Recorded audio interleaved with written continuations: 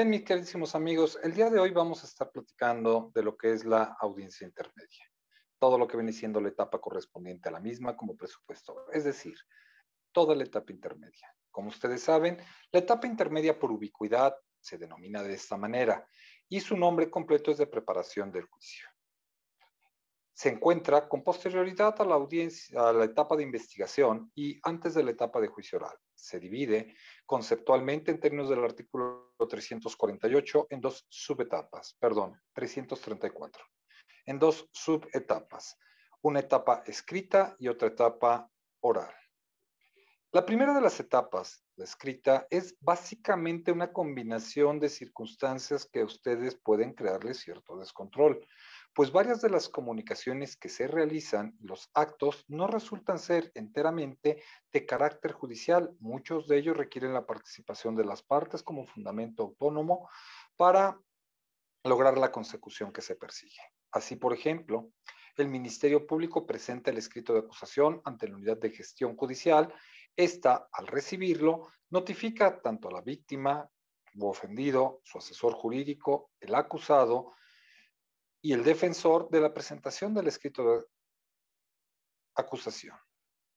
De manera simultánea, el agente del Ministerio Público y dentro de las temporalidades establecidas por la ley, realiza el descubrimiento probatorio a la víctima, ofendido, asesor jurídico, a la defensa y el acusado. Consiste en la entrega física o material de todos y cada uno de los registros que integran la carpeta de investigación, sirvan o no sirvan para sostener la acusación.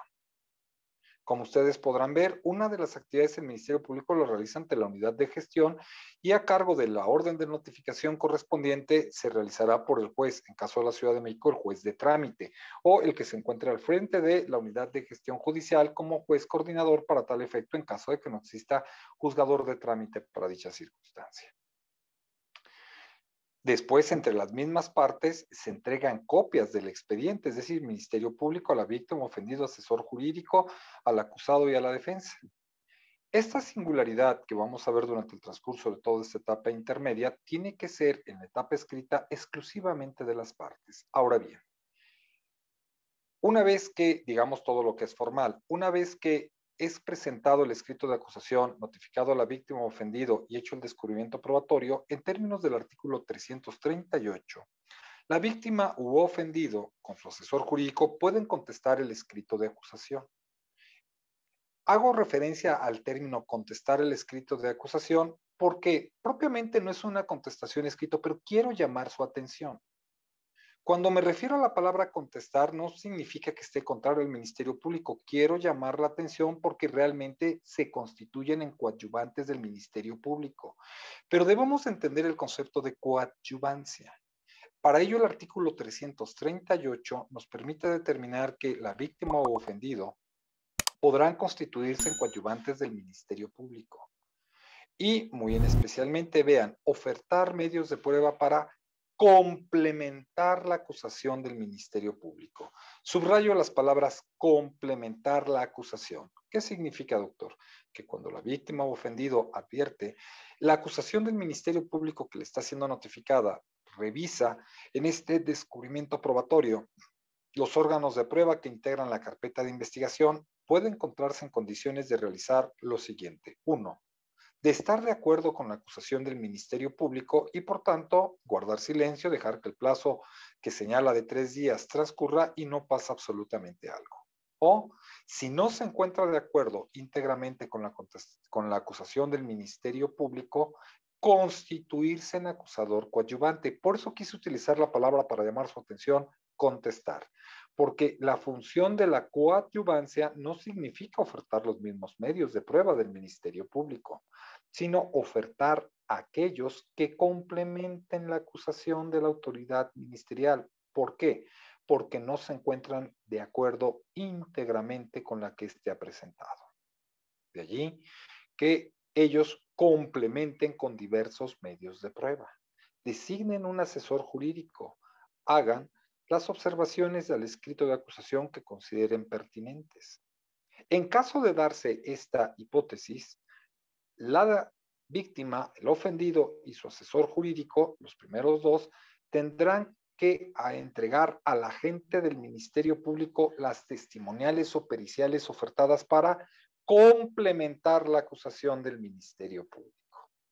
El Ministerio Público, al recibirlas y la víctima ofendido, al enterar al juez de control a través de la presentación del escrito de acusación coadyuvante que se van a constituir como tales, están haciendo esta doble actividad. Por una parte, le entrega a una de las partes procesales, la víctima o ofendido, estos medios de convicción que pretenda desahogar en la etapa de juicio, y por otra parte comunica al juez de control que se está constituyendo como coadyuvante, que está ofertando los medios de convicción correspondientes para que una vez que lo reciba el juez de control en la unidad de gestión judicial, notifique a la defensa y al acusado de la constitución de la coadyuvancia a cargo de la víctima ofendido y la designación del asesor jurídico.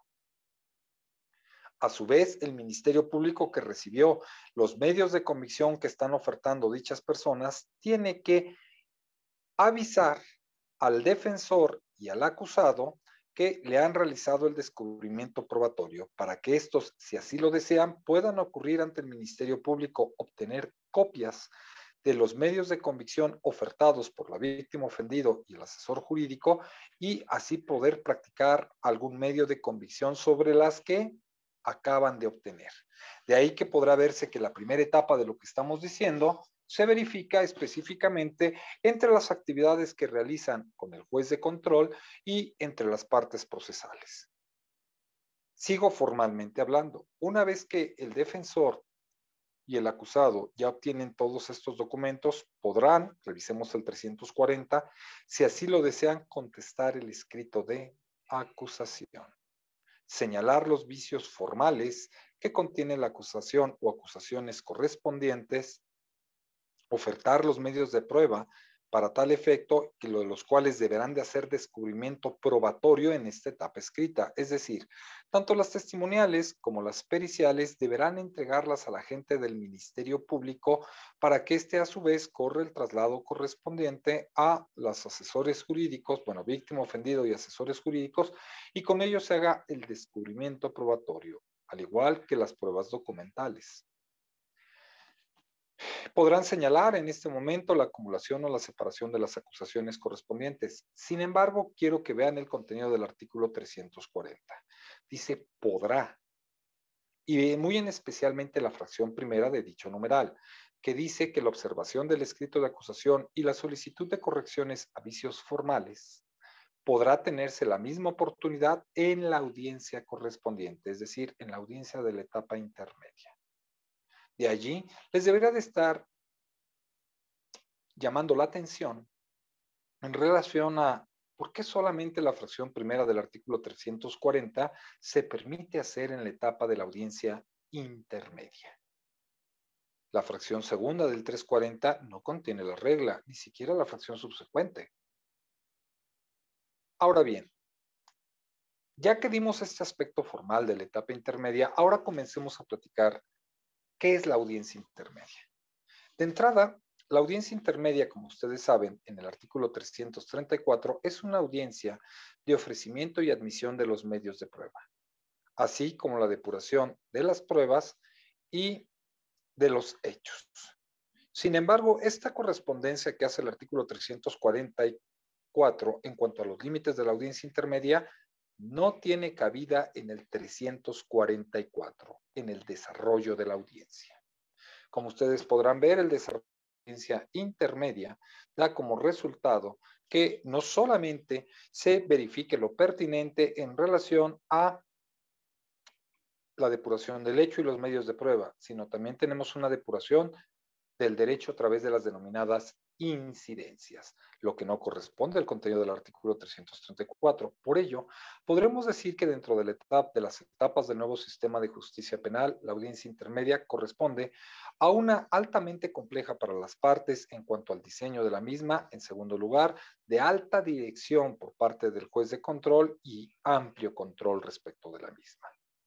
¿Por qué hago referencia a los últimos dos elementos? Porque es una audiencia técnicamente diseñada para depurar las pruebas, los hechos y las incidencias. Y esta audiencia sumamente técnica requiere la intervención exclusivamente de las partes técnicas. Pongo el ejemplo. Veamos en el 344. El 344 dice que al inicio de la audiencia se le dará el uso de la palabra al Ministerio Público para que exponga una breve o sucinta de la acusación que éste ha presentado, seguidas, escuchen, de la víctima u ofendido, para después del acusado, ya sea por sí o por su defensor. Todos aquellos amigos míos que han ido en etapas intermedias saben que en la intermedia no se le da el uso de la palabra a la víctima o ofendido si es que se presentan, sino es su asesor jurídico. Que en cuanto a la contestación de lo que está diciendo Ministerio Público y asesor jurídico, tampoco se le da el uso de la palabra al acusado, sino directamente a su defensor. Alguno de ustedes susceptibles me diría, pero la ley no dice eso. Dice que tiene que ser a la víctima u ofendido, al acusado por sí o por conducto de su defensor, efectivamente. Sin embargo, la naturaleza de la audiencia da como consecuencia que ni la víctima u ofendido ni el acusado puedan tener participación, dada lo que se gesta dentro de esta misma audiencia intermedia. Es decir, resulta ser una audiencia sumamente técnica. ¿Y en dónde viene la técnica, doctor? La técnica viene de lo siguiente. Ayúdenme, mis amigos, vean el contenido del artículo 335, el escrito de acusación. Si ustedes revisan con su vista las fracciones que contienen este numeral, se van a dar cuenta de algo, que no es requisito para la presentación del escrito de acusación que el Ministerio Público se pronuncie en relación a las causas excluyentes del delito o extintivas de la acción penal. No es requisito por una razón sencilla, porque este ya se pronunció. Doctor, pero no hay ningún acuerdo previo a la presentación del escrito de acusación. Sí, sí existe un acuerdo previo y permítanme decirles, el artículo 324 establece que al término de la investigación complementaria y dentro de los 15 días siguientes a la conclusión de ella, el Ministerio Público podrá optar por sobreseer, suspender o acusar. Quiero solamente que adviertan ese 324, pues son disyuntivas, es o sobresee, o suspende o acusa. Si reviso el concepto de sobreseimiento, tengo que referenciarme al contenido del artículo 327 del Código Nacional. El artículo 327, si ustedes me hacen el favor de revisarlo con su vista, se van a dar cuenta que de la fracción primera a la quinta se refieren a las causas excluyentes del delito. De la sexta a la última son las causas extintivas de la acción penal. De allí que si el agente del Ministerio Público sobresee, ¿qué está diciendo? Que en su concepto, doctor, existe o una causa excluyente del delito o una causa extintiva de la acción penal. Es decir, que no hay delito o responsabilidad, doctor, o que no se puede establecer la relación procesal para tal efecto, pues existe una causa de impedimento de esta relación procesal. Muy bien. Pero si no sobreseyó y acusó, doctor, esto quiere decir que para el Ministerio Público, al no sobreseer, para él existen delito, responsabilidad y solicitar a la pena. Es más, doctor, pase las dos primeras fracciones del 335, ¿sí? Vea de la tercera a prácticamente la séptima. ¿Ya las vio? Sí. Sí sabía que prácticamente si usted las agrupa, está hablando de conducta típica ahí y de la forma de intervención. Es decir, está hablando de delito y responsabilidad, doctor. Y de la octava, donde habla del monto de la reparación del daño, la pena aplicable, los medios de convicción, el decomiso y demás, está hablando usted de la punibilidad. Vea usted cómo entonces cuando el Ministerio Público presenta el escrito de acusación, está proponiendo algo. ¿Qué está proponiendo? Delito, responsabilidad y pena, doctor. Por eso está acusando. De ahí usted va a entender lo que comentábamos del 344. ¿Por qué? La exposición sucinta del Ministerio Público va a ir dirigida entonces en este 344, doctor, en su acusación, a exponer lo pertinente al delito, la responsabilidad y la pena, es decir, va a hablar de conducta, típica antijurídica culpable, la responsabilidad y la punibilidad. Porque incluso vea lo que dice el 347 en la fracción tercera, que el auto de apertura a juicio oral hará referencia a las acusaciones que serán objeto de juicio. Si revisa ahora el 348, vea cómo en la etapa de juicio es donde se deciden las cuestiones esenciales del proceso. Si revisa el 401 después de las fracciones del contenido del fallo, va a ver que dice que si el fallo es condenatorio dentro de los 5 días siguientes a la comunicación de este fallo, deberá de llevarse a cabo la audiencia de individualización de sanciones y reparación del daño. Luego entonces, doctor, vea, nada más para que cómo la etapa intermedia es tan importante, porque lo que hagamos mal en intermedia es lo que se va a reflejar en la de juicio. Pues la acusación de la intermedia es la que va a dirigir la etapa de juicio. Oye, no, pero el auto de apertura es quien lo dirige. Ahí el 347 es bien claro. Sí, doctor, pero quiero que vea usted algo. La etapa de juicio usted podría dividirla, al igual que las demás etapas del nuevo sistema, en dos subetapas. Llámele una audiencia necesaria y otra audiencia, una segunda que es no necesaria. ¿De qué depende esta audiencia no necesaria? Que el fallo sea condenatorio. Porque si el 401 así lo dice, si el fallo es condenatorio, usted señala otra audiencia de individualización de sanciones y reparación del daño. ¿Sí? ¿Cómo le llamaría si lo llevara usted a teoría del delito, esta segunda audiencia de individualización? Yo le diría punibilidad, es la teoría de la pena. Bien, doctor. Y ahora el 348 dice que en la etapa de juicio es donde se deciden las cuestiones esenciales del proceso. La pena, doctor, cuando usted llevó la licenciatura en Derecho, el tercer semestre de esta, ¿la pena es una esencia o es una consecuencia? Es consecuencia. ¿Consecuencia de qué? De que existe el delito y la responsabilidad. Entonces, ¿qué es lo esencial? Delito y responsabilidad. Pues dependiendo si hay delito y responsabilidad, entonces el fallo va a ser condenatorio. Si no hay delito o responsabilidad, o ninguno de los dos, entonces el fallo es absolutorio y no vamos a ir a la audiencia de individualización de sanciones y reparación del daño. ¿Ya entendió por qué la acusación es quien dirige la etapa de juicio? Desde que se presenta el escrito de acusación, el Ministerio Público habla de delito, responsabilidad y pena. Vea el 335. Desde ahí ya lo está proponiendo. Por eso no es necesario que se pronuncie en términos del 335 a las extintivas de la acción penal o excluyentes del delito, porque ya se pronunció. Al presentar la acusación, tácitamente el Ministerio Público que dijo que para él no existía motivo de sobreseimiento. Ya dijimos que contiene el sobreseimiento, doctor. En esa tesitura, vea, la víctima, ofendido y el asesor jurídico forman parte del ala de la acusación. Ellos presentan acusación, como comentábamos hace un rato. ¿Y por qué presentan acusación? Y aquí hay que detenernos, doctor, para platicarlo. ¿Por qué? Porque la víctima ofendido, en esencia, su interés jurídico radica en la reparación del daño. La reparación del daño se analiza en la pena, no lo olvide. Sin embargo, doctor, ¿qué pasa si el Ministerio Público no solventa correctamente el delito y la responsabilidad? El fallo puede ser absolutorio. ¿Y qué va a pasar con la reparación del daño? Pues no va a haber reparación del daño alguna, en virtud de que el fallo es absolutorio. Luego, entonces, doctor, el hecho de que no exista delito o responsabilidad da como consecuencia de manera indirecta que se afecte la reparación del daño. Sí, por ello podrá ver que en la exposición de motivos de 2008, la oportunidad que tenía que darse a la víctima es que apoyara o solventara la acusación del Ministerio Público. De allí que usted podrá ver que el 338 permite determinar que ellos pueden ofertar medios de prueba para complementar la acusación del Ministerio Público. Claro, podrían entonces aportar hechos diferentes a los del MP, que en concepto de la asesoría jurídica así se pudieran encuadrar, o tipos penales. No, doctor, no diga tonterías. Eso no es cierto. Pero si me acaban de decir mis amigos que esa es la función, no, doctor. Quiero que vuelva a revisar ahora el 347 en su fracción tercera. Vea cómo habla en plural. Dice que las acusaciones quedarán de ser objeto de juicio. ¿Por qué habla en plural? Porque las acusaciones, doctor, pueden ser del Ministerio Público y la coadyuvante de la víctima o víctimas. Ahí hay dos. Pero fíjese cómo dice la observación al escrito de acusación y la solicitud de corrección de vicios formales. Realmente habla de vicios formales su corrección. Y vea, el hecho, materia de la acusación. ¿Ya vio cómo el hecho, materia de la acusación es en singular y no en plural? Sí, pero pues, ¿qué tiene, no? O sea, los dos pueden acusar. Sí, doctor, pero el único que puede proponer el hecho materia de la acusación es el Ministerio Público y también sus calificaciones legales. La víctima o ofendido no pueden proponer un hecho diverso al del Ministerio Público ni calificaciones legales diversas a las que el Ministerio Público propone.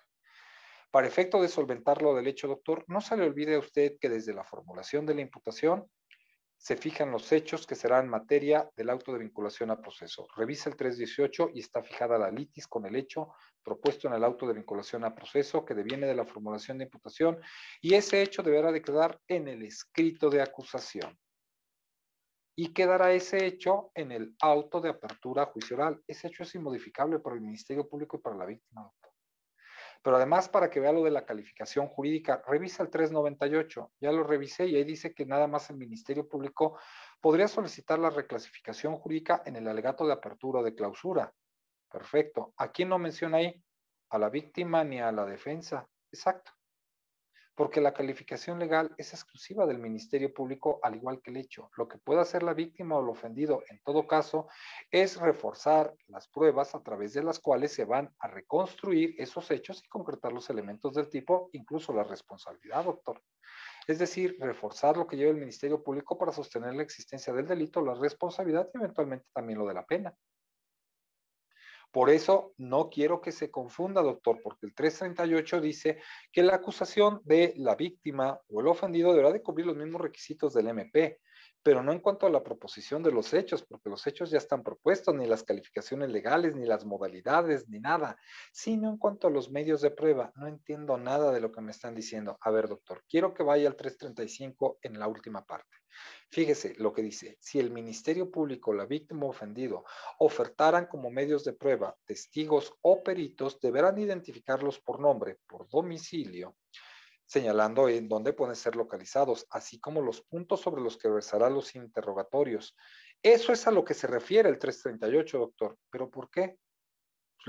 Esos son los puntos de prueba, pues eso me queda claro, el ofertamiento, el nombre, el apellido, hasta el domicilio, todo eso me queda claro, pero ¿por qué me dices que eso se refiere al 338? Doctor, ¿ya vio de las partes procesales quién no está ahí mencionado en el 335? No, ¿quién? La defensa. Nada más dice Ministerio Público, víctima o ofendido. ¿Y sabe por qué la defensa no está obligada a hacer lo que dice el 335? ¿Por qué? ¿Cómo empieza el 335? Contenido de la acusación. Doctor, ¿la defensa hace acusación? No, no hace acusación. Hace el elemento contrario. A ver, hasta ahí vamos bien, ¿verdad? Sí. Ahora, regresemos al 344, doctor. ¿Qué quiere que analizamos del 344? ¿Por qué cree que no se le dé el uso de la palabra a la víctima u ofendido, sino al asesor jurídico? Bueno, según la explicación que hasta este momento he escuchado, me dicen que la acusación hace referencia al delito, la responsabilidad y la pena. Sí, la víctima va a solventar o apoyar al Ministerio Público en cuanto al delito, la responsabilidad y la pena. Sí, la defensa, doctor, la defensa que tiene. ¿Qué va a hacer? Pues defenderse. Sí, doctor, pero ¿cómo?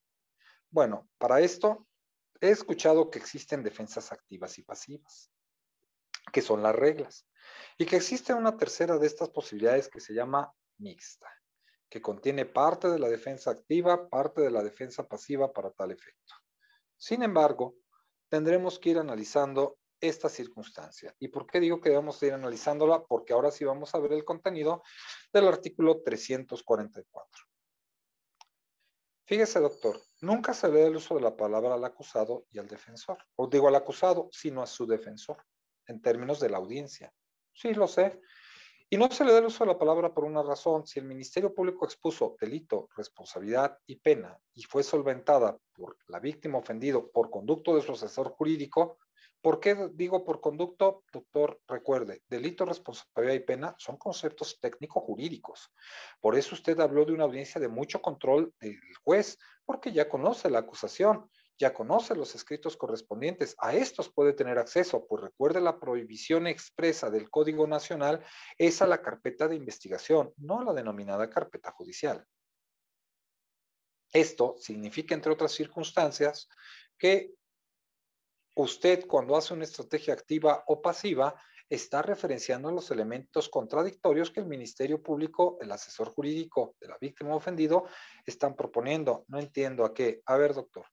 Si ellos proponen delito, hay elementos positivos del delito, ¿no? Sí, conducta, tipicidad, antijuiciedad y culpabilidad.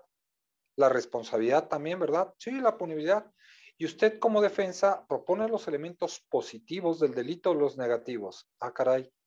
No, pues yo los negativos, yo lo que quiero decir para juicio es que no hay delito, no hay responsabilidad o existe alguna circunstancia que determina la no imposición de alguna sanción. A ver, ¿cuáles son los elementos negativos del delito que conoce? Las causas de atipicidad, de justificación, de inculpabilidad, de la responsabilidad, la ausencia de responsabilidad, de la pena, las excusas absolutorias.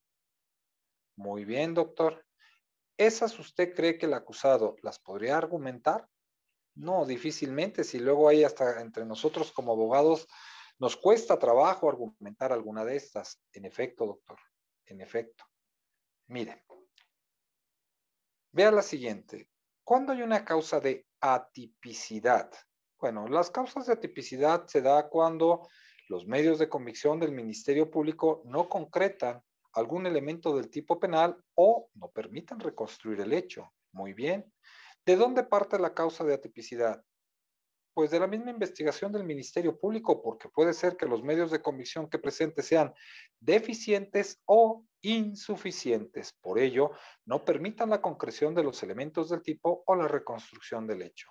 Usted como defensor, pensamos lo que fuera así. ¿Usted esa causa de atipicidad la prueba o la argumenta de los hierros en la investigación del Ministerio Público por la insuficiencia o deficiencia probatoria? No, yo la argumento. Por tanto, doctor, ¿trabaja con la misma hipótesis del Ministerio Público aprovechando los errores en la investigación? En efecto. ¿Y cómo le llamaría a usted con base en estas denominaciones de las estrategias de litigación que mencionó? Defensa pasiva. Muy bien, doctor. Eso usted me está diciendo entonces que, por regla, la defensa pasiva son causas de atipicidad. Y digo por regla porque puede haber excepciones. Puede haber circunstancias en las cuales se utilice una estrategia mixta para lograr una causa de atipicidad. A ver, doctor, pero ahora quiero que me defina cuando hay una estrategia activa. Bueno, la activa es cuando la defensa, en esencia, trabaja con la hipótesis del Ministerio Público. Sin embargo, adiciona diversos elementos que permiten llegar a resultados distintos a los propuestos por la autoridad ministerial. Es decir, doctor, que la defensa argumenta determinados hechos que permiten establecer que la hipótesis ministerial no se encuentra ajustada a lo que este mismo propone. Sí, efectivamente. Pónganos ejemplos. Mira, de entrada, desde la misma circunstancia de las situaciones calificativas.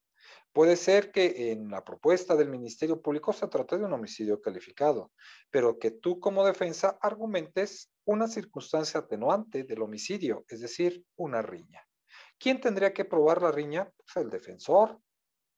Bien, doctor, en esencia trabajas con la hipótesis del MP, el muerto está muerto.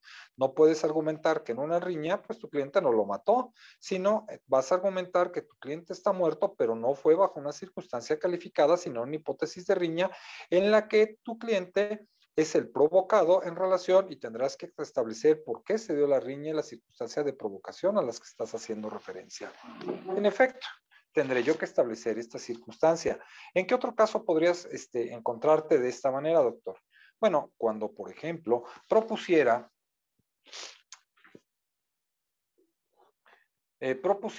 una circunstancia de legítima defensa. Muy bien. ¿Quién va a probar la legítima defensa? Pues yo como defensor. Para ello,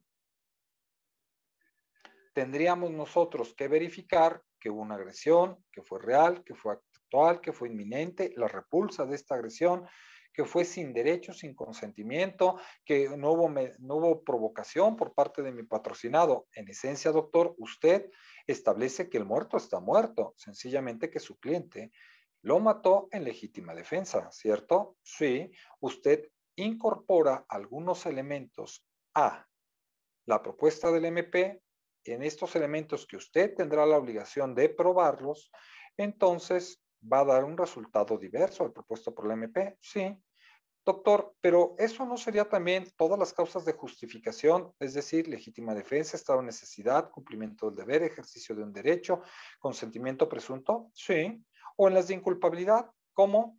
Podría ser una circunstancia disculpante, inimputabilidad de acciones libres en su causa, algún tipo de error, y la inexigibilidad de otra conducta, ¿cierto? Sí. O también podría ser en la ausencia de responsabilidad, ¿cierto? Claro, que mi cliente no fue quien lo privó de la vida, pero no se encontraba en el lugar. Usted acepta que el muerto está muerto, ¿cierto? No. Sí, pero que el que lo mató fue una persona diversa y no su cliente porque no estuvo en el lugar del hecho, ¿cierto? Efectivamente, así lo podría determinar. Muy bien. Pero fíjese, doctor, que me acaba de decir que Ya entiendo por qué el debate en el 344 es un debate donde no se le da el uso de la palabra a las partes no técnicas y por qué hace referencia usted a que es de mucho control por parte del juez y que es un debate técnico, porque hablan de la teoría del delito en cuanto a los elementos positivos y los negativos. De ahí que ya entendí algo, doctor, el 340. Porque fíjese, si yo voy por una estrategia pasiva, yo no voy a contestar el escrito de acusación. Y no lo voy a contestar en la etapa escrita por una razón sencilla, porque no voy a ofertar como regla medios de prueba.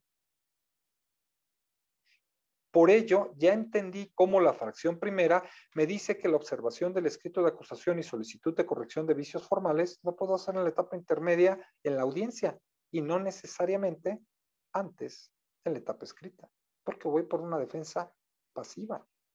Pero ahora quiero que vea, doctor, si yo voy por una defensa activa, causas de justificación de inculpabilidad, ausencia de responsabilidad, por ejemplo, doctor, yo voy a ofertar medios de prueba, porque trabajo en esencia con los hechos del MP.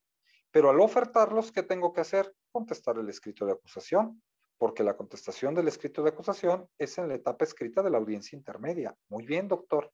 ¿Y dónde tengo que ofertar esos medios de prueba? Por regla, en términos del 337, en la etapa escrita. Muy bien, doctor. ¿Y dónde tengo que hacer el descubrimiento probatorio? Por regla, en la etapa escrita. ¿Ya entendió por qué dice el 340 podrá? Todo depende del tipo de estrategia de litigación que lleve. Si usted lleva una litigación pasiva, la regla es que no lo va a contestar, que tampoco va a ofertar medios de prueba. Si lleva usted una estrategia de litigación activa, usted lo va a contestar, ofertar medios de prueba, hacer descubrimiento probatorio y esto es en la etapa escrita. Por eso la fracción segunda y la tercera no dice que esta misma oportunidad del defensor lo puede hacer en la etapa escrita, digo en la etapa oral de la audiencia, sino es en la escrita. Ok, ya entendí. Ahora bien, sí entiendo por qué hace referencia a esto. Sencillo. Es un debate técnico y por tanto quienes intervienen son los asesores técnicos, porque hablamos de delito, responsabilidad y pena y de sus elementos contrarios, ausencia de delito, ausencia de responsabilidad o excusas absolutorias. En efecto, doctor. Ahora sí ya está entendiendo la etapa intermedia y por eso usted dice que es tan importante prepararla. ¿Por qué? Porque si la etapa intermedia rige la de juicio, se va a poder usted dar cuenta que lo mismo que dijo de la etapa de la audiencia necesaria, delito y responsabilidad y la no necesaria individualización de la pena, es lo que estamos diciendo en la audiencia intermedia. Ok, ya estoy entendiendo. Pero lo que no entiendo es por qué mis amigos dicen que la defensa no tiene que llevar teoría del caso. Ay, doctor, cuando le han dicho eso, la gente que se lo ha dicho no tiene la más perenne idea, porque vea cómo si la llevan. Lo que no está obligado la defensa es establecer cuál es en qué consiste su estrategia de litigación. Solamente mencionar cuál es. O sea, ¿cómo? En la etapa intermedia, si me dice a mí el juez, defensa, estrategia de litigación, defensa pasiva, señoría. ¿Con eso es suficiente? Claro, doctor. Ya dijo cuál es. Defensa pasiva, causa de atipicidad. Punto. ¿Hay alguna causa de atipicidad? Usted no está obligado a decir en qué consiste la causa de atipicidad. De estrategia de litigación, defensa activa su señoría y se ofertaron como medios de convicción a Hugo, Paco y Luis, los que esta defensa se comprometió para tal efecto. Gracias. Esta última parte es incluso hasta innecesaria. Oiga, doctor, pero espéreme. Y el punto de prueba para la idoneidad y pertinencia, quiero que vean mis amigos del 334 al 347, ¿qué artículo obliga a la defensa a señalar el punto de prueba sobre el cual pretenderá desahogar? La respuesta es ninguno. Y esto es muy sencillo, porque el único artículo que habla de este punto de prueba para la idoneidad y la pertinencia es para la acusación, es el 335 que leímos hace un rato, donde no está señalada la defensa. Pues una de las características de este sistema es la presunción de inocencia. Me explico. Quiero que ahora vayan con sus ojos y vuelvan a revisar el 347. Les voy a decir una verdad a medias, pues más adelante la aclaro, pero quiero que revisen en qué fracción del 347 el juez de control al emitir el auto de apertura a juicio oral está en la obligación de señalar la estrategia de litigación de la defensa. Ya que lo terminaron de observar, van a llegar fácilmente a una conclusión. No existe fracción alguna. Doctor, entonces, ¿no es necesario que el juez de control establezca la estrategia de litigación de la defensa? No, no es necesario. ¿Y por qué, doctor? Porque lo que rige el auto de apertura a juicio oral es la acusación. Si revisas, los requisitos que vienen ahí, más las cuestiones administrativas, son solamente para la acusación. Porque el que acusa está obligado a probar. Tú siempre tienes en tu favor la presunción de inocencia. Pero además dije que esta iba a ser una verdad muy a medias. ¿Y por qué les dije que iba a ser una verdad muy a medias en relación a este punto? Sencillo, doctor, porque revise ahora el 347, fracción quinta. Ya lo revisé y ¿qué quieren que vea? Ahí dice los medios de prueba admitido por las partes. Las partes, ¿verdad? Sí. Pudo habérsela admitido al Ministerio Público, ¿cierto? Cierto. Al asesor jurídico, bueno, víctima, ofendido y asesor jurídico, ¿cierto? Cierto. Al acusado y su defensor, ¿cierto? Sí, para el delito y la responsabilidad, ¿cierto? Doctor, solamente una pregunta. Si la defensa sabe de lo que estamos platicando y ofertó y le fueron admitidos para el delito de la responsabilidad, medios de convicción, incluyendo hasta para la individualización de la sanción, póngalo así. Sí. ¿Qué tipo de estrategia de litigación lleva la defensa? Es obvio que es una estrategia activa, porque por regla en la pasiva no se ofertan medios de convicción.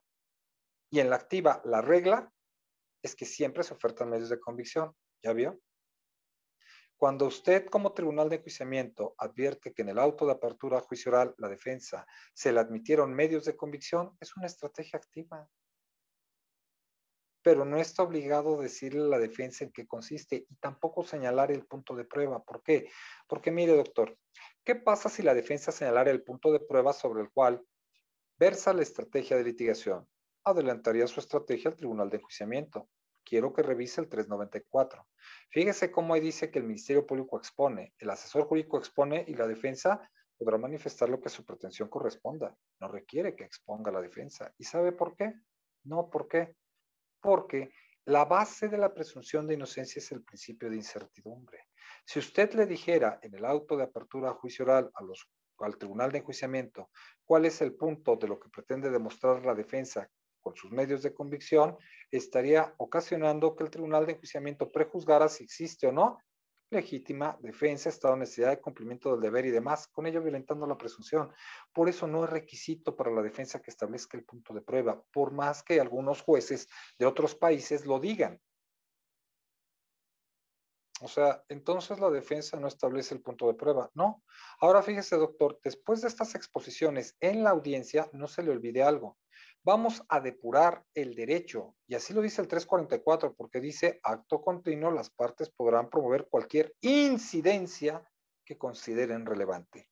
La forma de depurar el derecho, doctor, se llaman incidencias, y por eso usted revise el 334 y va a ver que el 334 no habla de incidencias, nada más habla del medio de prueba y de los hechos, no de las incidencias.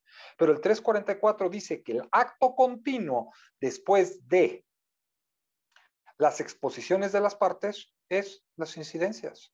Y en estas incidencias, doctor, que son las que depuran el derecho, la primera de ellas es la observación del escrito de acusación y solicitud de corrección de vicios formales. Es el 340, doctor. Revíselo la fracción primera. La segunda, doctor, son las incidencias de acumulación y separación de acusaciones. Revise el 343.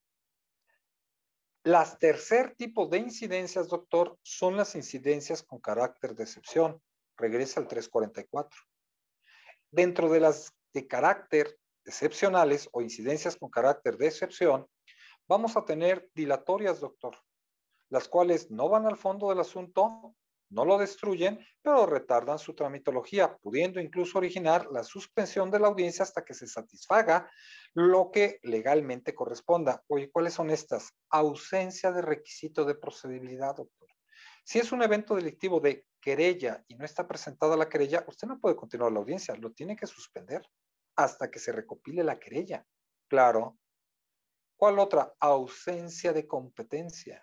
Si a usted le plantean que carece usted de competencia en el conocimiento de ese asunto, incluso el mismo tribunal de enjuiciamiento, ¿usted qué tiene que hacer? Antes de proseguir, verificar si tengo o no competencia y si es necesario solicitar informe a alguna otra autoridad que aparentemente esté conociendo los mismos hechos, tengo que requerir el informe correspondiente señalándole el planteamiento de la incidencia de competencia para que ésta me informe, yo le informe y en todo caso se pueda resolver cuál de las autoridades resulta ser competente. Claro, doctor. Y la última de ellas es la litispendencia, cuando su proceso penal depende de la tramitación de algún otro proceso. Mire, esto era muy sencillo y se veía en la ley de quiebras y suspensión de pagos, ahora de concursos mercantiles. Pues para que podamos verificar algún delito de fraude de acreedores, primero tiene que haber el procedimiento en el concurso mercantil, en donde se señale, por ejemplo, que se encuentra en concurso mercantil el periodo de delación y todo lo demás. Claro. Y si esto no se ha dado, no, pues no puedo continuar. Si me dicen que es un concurso mercantil sin concurso mercantil, pues no se podría realizar tal circunstancia. Ya vio, litispendencia. Esas son las dilatorias, doctor. Ahora hay unas perentorias. Esta, si van al fondo del asunto y destruyen el fondo del mismo. Estas, doctor, son las siguientes. Cosa juzgada y cualquiera de las causas extintivas de la acción penal. Ok. ¿Y por qué tanto énfasis en las incidencias? Ahora quiero que vea el reflejo de las incidencias en la etapa de juicio. Váyase al 351 en su fracción primera. Va a ver que la etapa de juicio se puede suspender por un plazo, excepcionalmente por un plazo de 10 días, fracción primera, cuando exista cualquier incidencia que por su naturaleza no se pueda resolver en la misma audiencia. La ausencia de requisito de procedibilidad no se puede suspender. No se puede resolver en audiencia. La ausencia de competencia tampoco. La litispendencia tampoco. ¿Qué tiene que hacerse, doctor? Suspenderse. Los errores mecanográficos, que son la observación del escrito de acusación y solicitud de corrección de vicios formales, eso sí, doctor, se pueden, en audiencia, se pueden corregir los errores mecanográficos. Incluso vea el reflejo de lo que nos acaba de decir de estas incidencias para la etapa de juicio, porque en la etapa de juicio también tendrá usted un capítulo de incidencias que corresponden a las que señalamos. ¿Ok? Una vez que se ha depurado el derecho, ¿qué sigue? La depuración de los hechos, doctor. Y la depuración de los hechos se da específicamente con el acuerdo probatorio, doctor.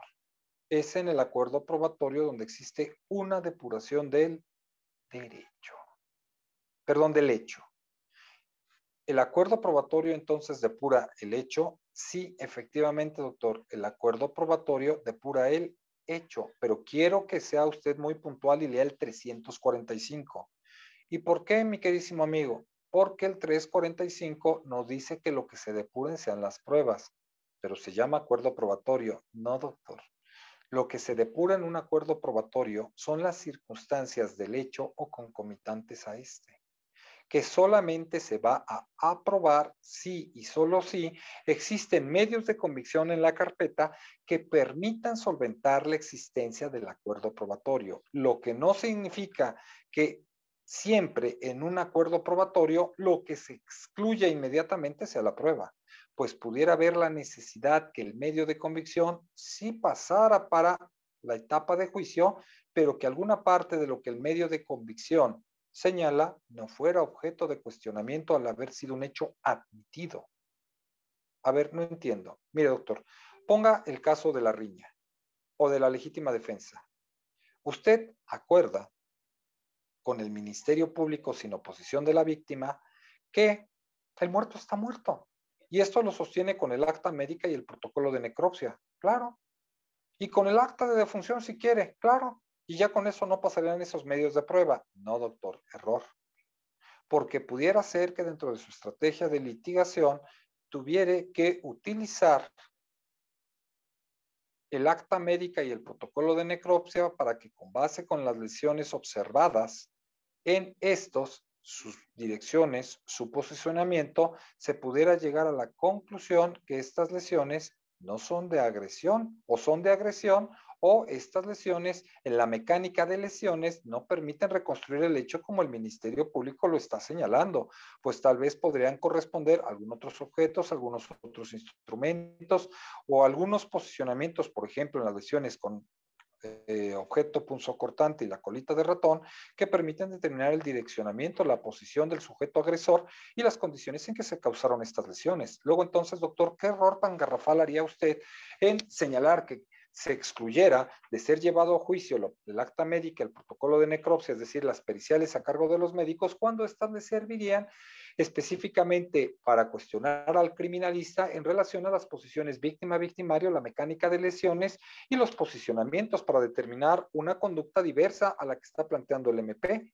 Por ello, puede ser que en ocasiones el acuerdo probatorio de como consecuencia que el medio de convicción se excluya totalmente y que no pase a juicio. Así, por ejemplo, doctor, cuando solamente el medio de convicción permite determinar, por ejemplo, en una prueba de química forense, que lo encontrado en el lugar a través de la fenolftaleína reducida o peroxidasas es sangre y es lo único que demuestran, tal vez usted acuerde que eso es sangre.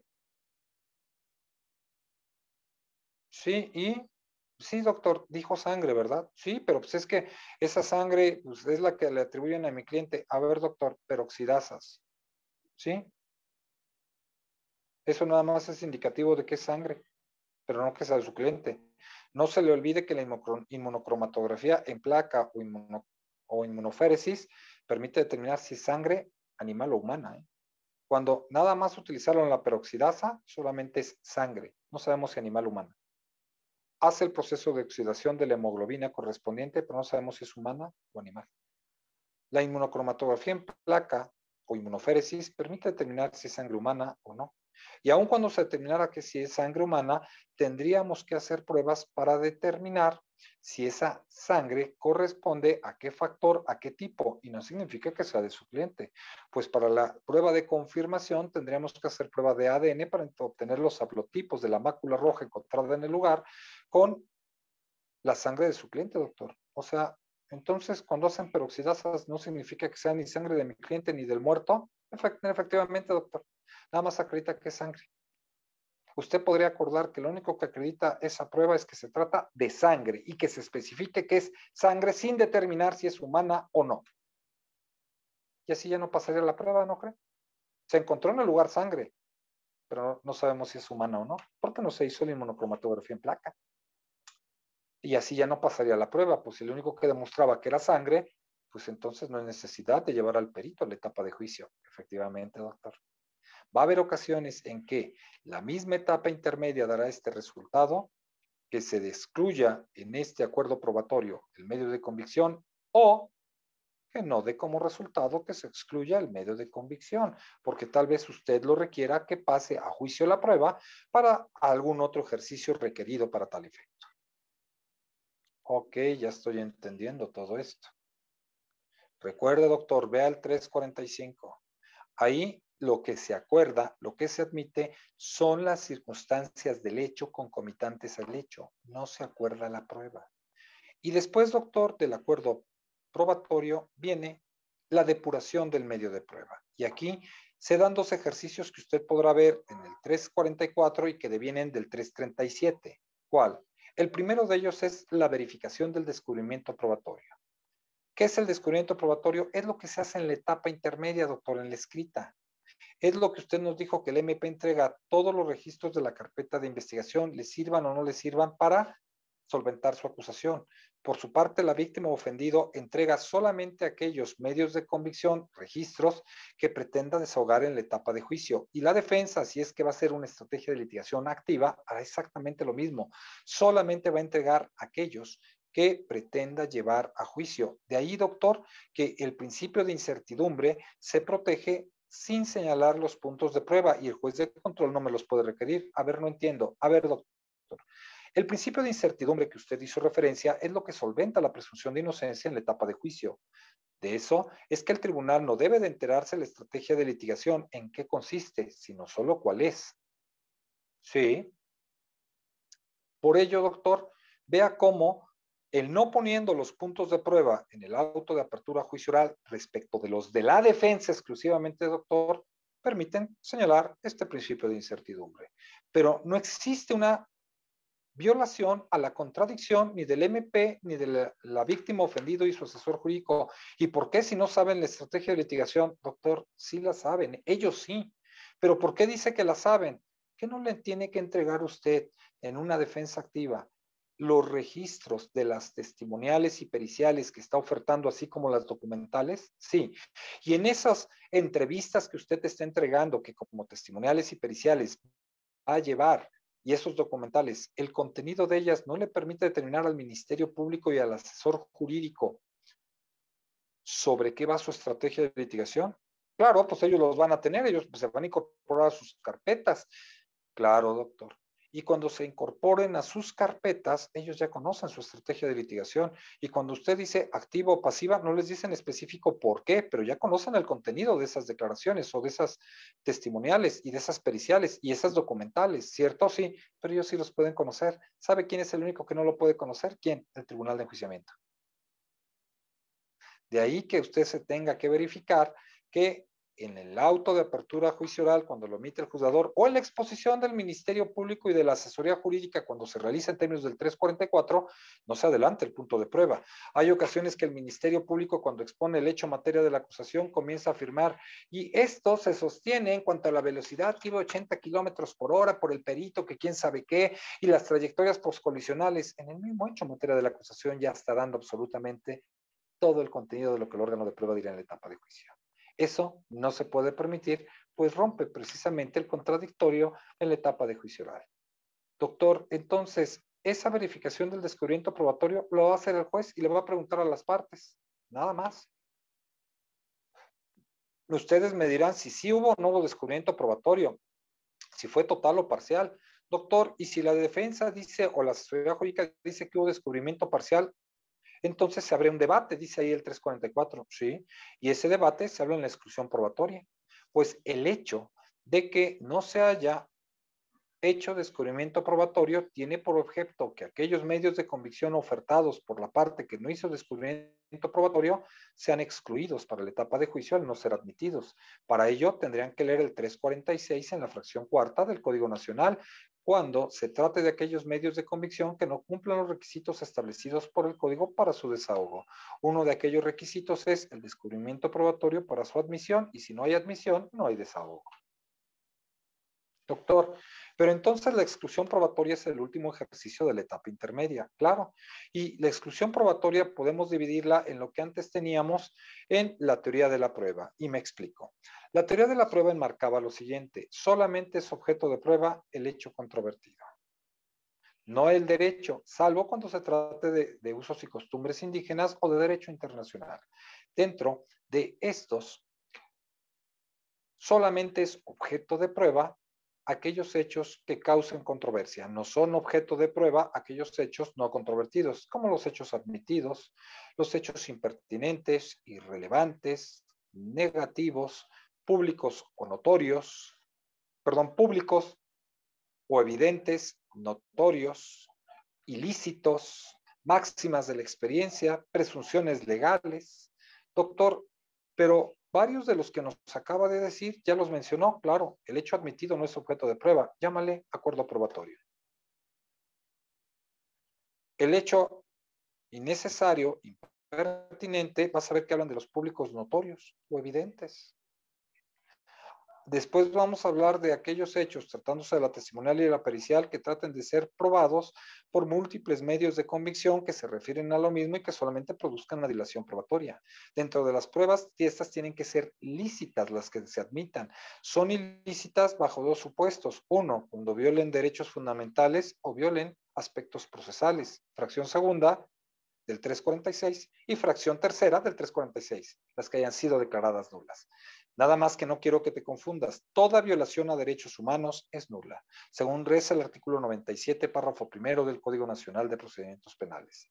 Pero ahora quiero que veas el párrafo segundo. Las violaciones de carácter procesal pueden llegar a ser nulas. El artículo 98 te da una temporalidad para interponer una incidencia por nulidad procesal. El artículo 99 y 100 te dice que si no se interponen pueden ser saneadas o convalidadas. Y el artículo 101 te dice cuando haya sido imposible sanear o convalidar, la autoridad judicial podrá determinar su nulidad. Es decir, del 97 párrafo segundo hasta el artículo 101 se refiere a nulidades procesales. No te confundas con las violaciones a los derechos humanos. Por tanto, si un medio de convicción que fue obtenido en la etapa de investigación, procesalmente se interpone la incidencia de nulidad de este estilo y resulta ser fructífera, es nula la información que éste señala, precisando cuál es el acto anulado y los efectos del mismo. De ahí que podrás advertir que en esta circunstancia las nulas se refieren a las procesales. Y después de todo esto se dicta el auto de apertura a juicio oral. Existen muchas otras circunstancias que son atingentes para que sigamos analizando. Sin embargo, pues me gustaría escuchar si existe la posibilidad, si alguno de ustedes tiene alguna pregunta que...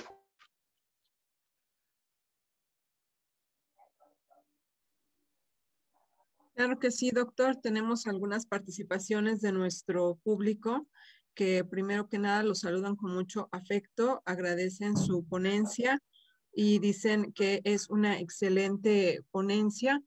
Eh, pregunta Marce Santiago. ¿En la etapa intermedia es cuando se puede ofrecer el descubrimiento probatorio? Es cuando se hace descubrimiento probatorio, 337. Muchas gracias. También Valentín le saluda. Buenas noches. Buenas noches a todos. Villalbazo, excelente tarde desde la ciudad de La Paz. Gracias, Nadia igualmente. Hernández agradece su ponencia. Y Jack Blue Johnson nos pregunta, ¿es correcto ofrecer prueba de refutación en audiencia intermedia? En intermedia no. La prueba de refutación está en el 390, párrafo segundo, y es ante el tribunal de enjuiciamiento. Es en la etapa de juicio. Porque la prueba de refutación se da la necesidad cuando existe falta de veracidad o autenticidad en la desahogada en la audiencia de juicio. La prueba de refutación es para juicio. 390, párrafo segundo. Perfecto, muchas gracias. Marce Santiago nos comentaba en relación a cuando preguntaba respecto a la pena, nos decía que la pena funge como consecuencia, que es lo que usted mencionaba. ¿Sí? Así es. Porque si no hay delito y no hay responsabilidad, es obvio que no hay pena y el fallo es absolutorio. Es correcto, muchas gracias. Sirena Cruz nos dice, el hombre más inteligente, perspicaz, respetuoso y el más adorado de todo el tribunal. La suscribimos. Muchas gracias. Dani Vargas nos comenta, ¿los elementos positivos y negativos se incorporan en el escrito de acusación o son desahogados directo en la audiencia? Bien, recuerden que los elementos, cuando yo me refería a los elementos positivos, son del delito. ¿Quién va a sostener la existencia del delito? ¿Quién acusa? ¿Quién va a trabajar con los elementos negativos? Pues quien defiende. Sería un poco absurdo decir que el MP acusa y dice que hay delito, pero que también dice que no hay delito. No, eso es el cargo de la defensa. Aunque, nada más, pero esto no es para la etapa, podría ser que el Ministerio Público en la investigación complementaria presentara un sobreseimiento, que significa que tras investigar advierte que para él no hay delito, ¿no? Misma circunstancia que ustedes, y solamente lo digo así para que no nos confundamos en mi comentario, podría decretar un no ejercicio de la acción penal, ¿no? ¿Qué significa? Que no hay delito para él, pero eso en la etapa de investigación, ¿verdad? Antes de la judicialización correspondiente. Entonces, en términos generales, cuando presenta la acusación es porque el Ministerio Público dice que para él hay delito, responsabilidad y pena. Y entonces la defensa comienza con esto, porque en otras etapas el mismo Ministerio Público de motu propio podía realizar esta actuación. Muchas gracias, doctor. Por otra parte, Daniel Viveros comenta, buenas noches, doctor, ¿cuál sería la defensa mixta? Ah, bueno, buena pregunta, Daniel. Qué bueno, se me olvidó comentarte. Cuando utilizas parte de defensa activa para lograr una defensa pasiva, me explico. Resulta ser, te pongo como ejemplo, que en un fraude, pues dice la víctima que tu cliente lo defraudó por 17 millones y que nunca le regresó el dinero correspondiente, acredita absolutamente todo y hasta proporciona acciones, un contrato donde supuestamente tu víctima, tu patrocinado le firmó el préstamo por 17 millones y no se lo ha regresado, o no préstamo, sino algún contrato a través del cual dice la víctima que lo está defraudando.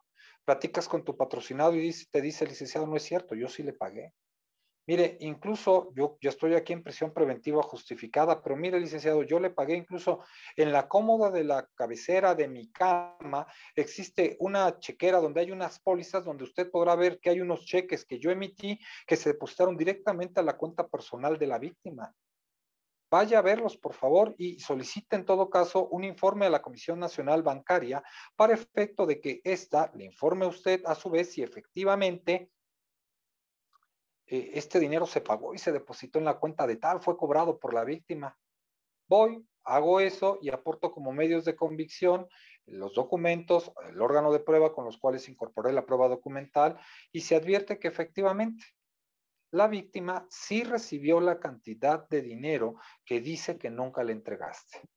Haces un medio de prueba para lograr una causa de atipicidad porque no tuvo ningún lucro indebido tu patrocinado, pagó la cantidad de dinero, solamente que la víctima se está queriendo pasar en serio y quiere ganar alguna cantidad adicional. Eso podría ser considerado como una defensa mixta. Se oferta un medio de convicción para lograr una causa de atipicidad.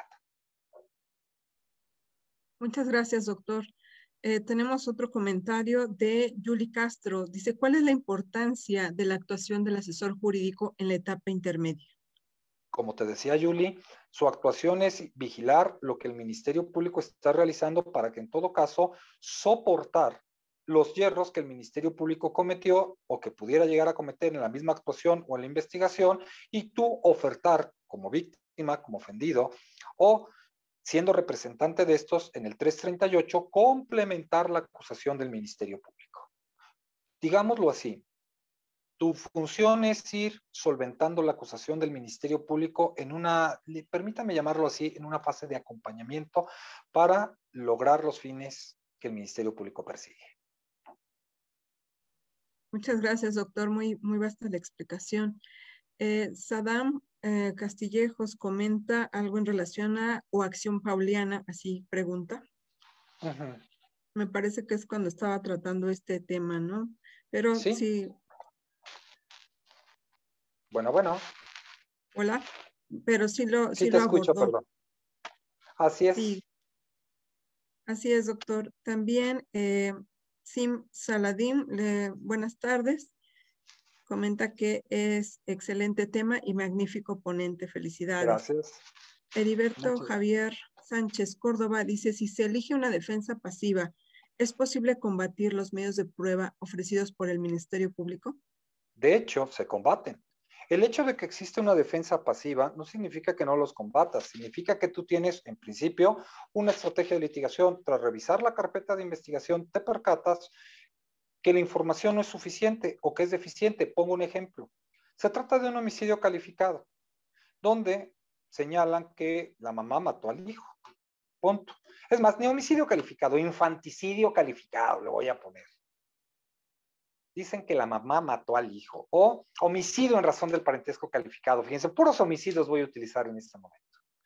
Pero resulta que llega mi bella amiga Beirut, mi amigo David, comienzan a revisar como defensores la carpeta de investigación y se dan cuenta que el hallazgo del cuerpo del niño se verificó aproximadamente 15 días después de que éste falleciera. El estado de descomposición corporal da como resultado que el cuerpo del niño se encuentra en periodo de licuefacción. Es decir, todos sus órganos se encuentran destruidos, por tanto, no puede realizarse un protocolo de necropsia para determinar las causas de muerte a través de la maniobra de Bishop, es decir, retirar la calota, sacar los órganos de cuerpo, pesarlos, ver los daños que presentan, en dónde y demás, porque el cuerpo ya está en estado de licuefacción, todos los órganos destruidos y se han perdido estos indicios producto del fenómeno cadavérico.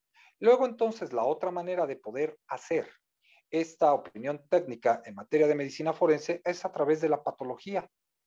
Es decir, un patólogo tendría que analizar partes del cuerpo aún no totalmente destruidas, analizar las células de estas y determinar la causa de muerte. Supongamos que dijeran, la causa de muerte es una disgregación celular por ausencia de oxígeno. Ya está, se murió porque no entró oxígeno al cuerpo. Se lo pasan al criminalista y el criminalista dice la causa de muerte es asfixia por sofocación, es decir, porque no ingresó oxígeno al cuerpo, se sofocó y por eso se murió. Pero como mi amiga Beirut y mi amigo David son muy conocedores de esto, dicen defensa pasiva. Oiga, pero es que es homicidio calificado. Ajá, pero ve lo que está diciendo el médico forense, el patólogo. En esta opinión en histopatología, ¿sabes qué está diciendo? Sí, que saben que el resultado es que no entró oxígeno al cuerpo, pero no saben cuál es la causa que impidió que entrara el oxígeno al cuerpo. Lo que implica que utilizando una inducción, esta causa no me permite llegar a un elemento deductivo para las conclusiones. No te entiendo, Gerardo, ¿qué es esto? Fíjate, ¿se pudo haber muerto porque la mamá le apretó el pescuezo? Sí, hubiera producido la ausencia de oxígeno. ¿Porque lo colgaron? Sí. ¿Porque el niño comió algo y broncoaspiró? Sí. ¿Porque le dio un paro cardíaco? Sí. ¿Porque se golpeó en la cabeza y se enclavaron las amígdalas cerebelosas en la base de la columna vertebral y por eso le devino el paro cardíaco? Sí. ¿Cuál de todas estas causas que producen ese resultado es cierta? No sabemos. Y al no saber qué hay, duda razonable. Me pregunto, y solamente para contestar la afirmación de mi amigo, ¿yo qué tendría que estar viendo como defensor cuando advierto esto?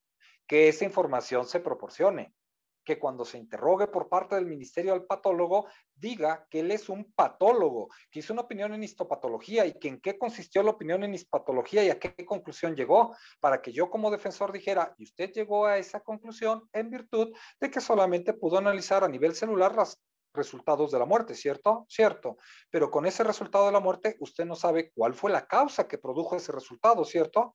Cierto, porque pudo haber sido esta, ¿verdad? Sí, o esta, sí, o esta, sí, o esta, todas las que dije, sí, sí, sí. ¿Cuál de ellas resulta ser cierta? Ninguna, ¿cierto? Cierto, porque yo nada más determiné que se murió por disgregación celular por ausencia de oxígeno. Y lo estoy contrainterrogando. Lo que no quiero que entiendan mal es que cuando es una defensa pasiva, no significa que no lo vaya a contrainterrogar. Habrá la necesidad en la etapa de juicio, pero eso es para juicio y dependiendo de la información que proporcione el perito o el testigo al ser interrogado por el MP. Si esa información no afecta en algo mi teoría, mi estrategia pasiva, no tendría por qué contrainterrogarlo. Si resulta que hasta el interrogatorio es deficiente y me conviene contrainterrogarlo para extraer información, como en el ejemplo que les acabo de poner y que me diga el perito textualmente al tribunal, yo no determiné causas de muerte porque no se pueden determinar, solamente determiné que estaba muerto porque le faltó oxígeno. ¿Qué produjo la ausencia de oxígeno? No tengo la más peregrina idea. Porque ni siquiera el perito en criminalística lo podría hacer, porque él va a tomar en cuenta la opinión técnica en materia de medicina y lo único que dijo es, se murió porque no entró oxígeno al cuerpo. Punto. De ahí la importancia, ¿no? Precisamente. Así es.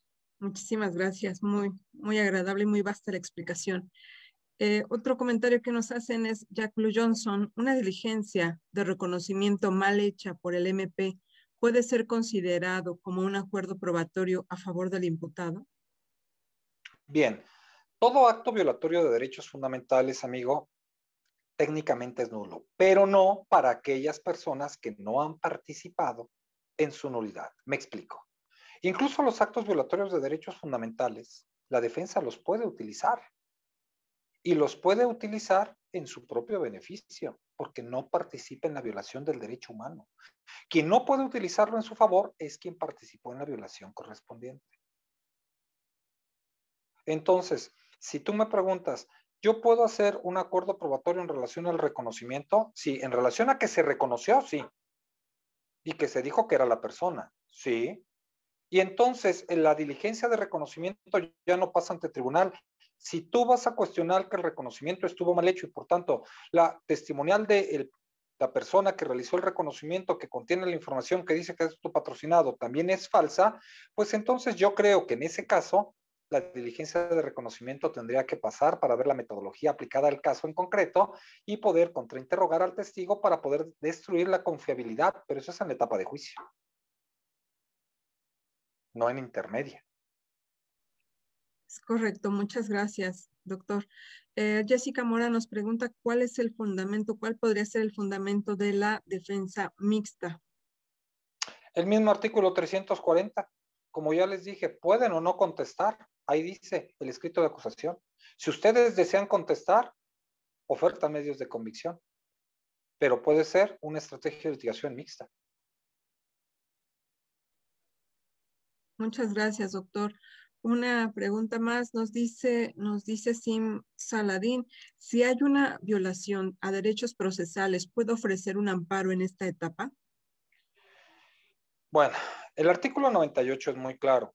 Las violaciones a derechos procesales se tienen que interponer si el acto es fuera de audiencia dentro de los 2 días siguientes a la violación. Y si el acto es en audiencia, en la misma audiencia. Si no lo haces, precluye tu derecho. Y se sanean y se convalidan las violaciones. Artículo 99 y artículo 100.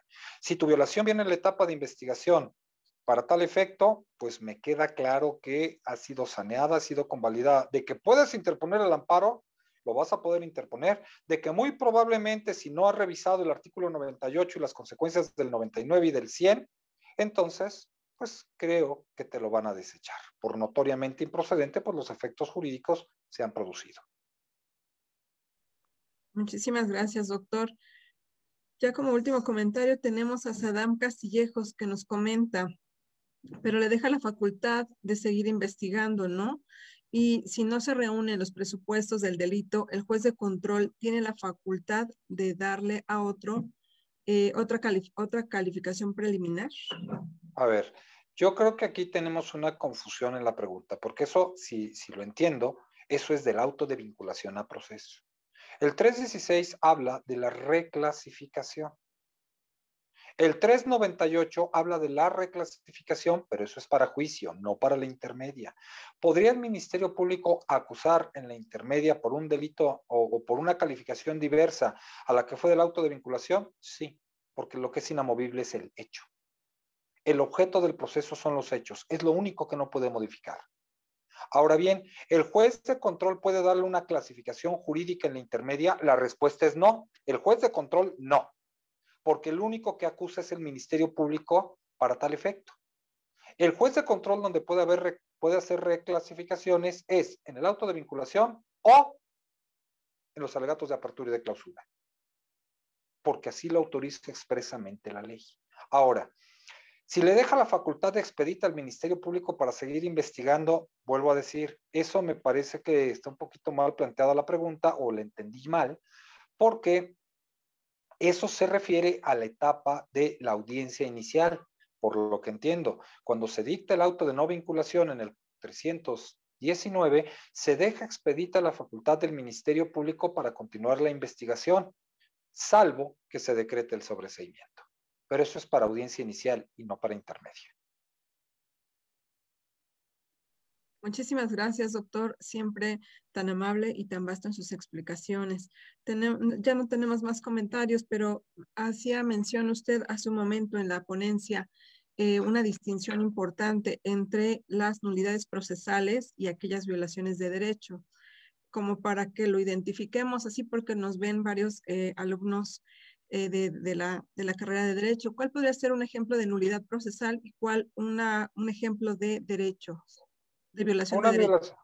Una violación de derechos muy sencillas. Lo voy a poner en la etapa de audiencia inicial. No fue detenido bajo ninguna hipótesis de flagrancia. No hubo detención en el momento del hecho, no fue perseguido materialmente, no hubo señalamiento. Se metieron a la casa del imputado, tiraron la puerta, rompieron cosas, lo sacaron con el objeto material del apoderamiento, con el arma. Fue visto por vecinos, incluso grabado con teléfonos celulares. Y de ahí, doctor, se advierte que la detención bajo la hipótesis de flagrancia viola derechos fundamentales. Por tanto, esa detención es nula. Su consecuencia es la libertad y todos los actos o medios de convicción encontrados en el momento de la detención no tienen valor probatorio. O sea, eventualmente, doctor, aunque usted lo liberara en el control de la detención, no podrían ser utilizados estos descubrimiento del arma ni del dinero, porque fueron encontrados en una violación de derechos humanos. Y le voy a poner una violación muy sencilla de carácter procesal, cuando usted no fue notificado dentro de los plazos que establece el artículo 82 a 91 del Ordenamiento Nacional Procesal. Para que haya una notificación para una citación, se requiere que se le notifique personalmente, que al notificársele, esta comienza a surtir al día siguiente de la notificación y vea cómo la citación para esta audiencia requiere que se practique con 48 horas de antelación a la audiencia. Por tanto, doctor, fíjese, las 48 horas lo notifican hoy. Mañana va a empezar a correr, por tanto, pasado mañana es el primer día. Y el que sigue es el segundo día. Y después tiene que hacer la audiencia, porque tiene que ser con 48 horas de antelación a la audiencia. Prácticamente en el plazo máximo, doctor, una notificación por audiencia tiene que ser de 96 horas antes de la audiencia. ¿Qué pasa si a usted se la notifican en la 32 horas antes de la audiencia? Artículo 88, doctor, nulidad de notificación. Es una nulidad de carácter procesal. Quedaría como consecuencia, doctor, que fuera nula esta notificación y que se tuviera que señalar otra fecha de audiencia. Muchas gracias, doctor. Sin duda, un tema muy amplio. Nos ha dado oro molido a todos nuestros acompañantes en esta noche y pues agradecemos mucho su intervención. Unas últimas palabras que quisiera decir a este público, a este su público.